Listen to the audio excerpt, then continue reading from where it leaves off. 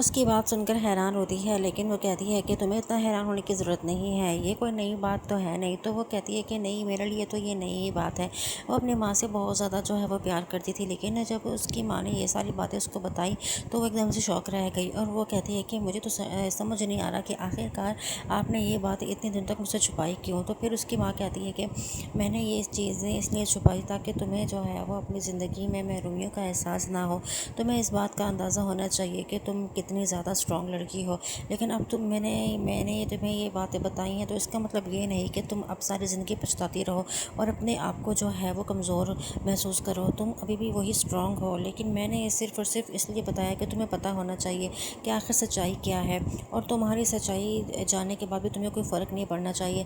तो आने वाले एपिसोड में आप यही देखने वाले हैं कि वो लड़की जो है वो अब तक कितनी ज़्यादा स्ट्रॉन्ग फील करती है खुद को, लेकिन जैसे ही उसको सच्चाई का पता चलता है तो वो थोड़ी सी कमज़ोर पड़ने लगती है। लेकिन उसकी माँ उसे समझा देती है और कहती है कि तुम्हें कमज़ोर नहीं पड़ना, तुम्हें इससे भी ज़्यादा मजबूत खुद को बनाना है।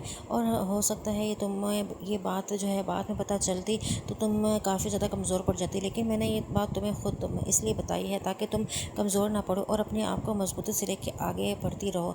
और इस तरह से जो है वो अपने आप को जो है वो इतना ज़्यादा छोटा फील करवाने की ज़रूरत नहीं है। तुम जैसे पहले थी वैसे अब फील करो और अपनी ज़िंदगी में कॉन्फिडेंस के साथ आगे बढ़ो, और तुम्हारा कोई भी कुछ नहीं बिगाड़ सकता जब तक मैं तुम्हारे सर पर हूँ। तो आने वाले एपिसोड बहुत इंटरेस्टिंग और बहुत ज़्यादा अमेजिंग होने वाले हैं।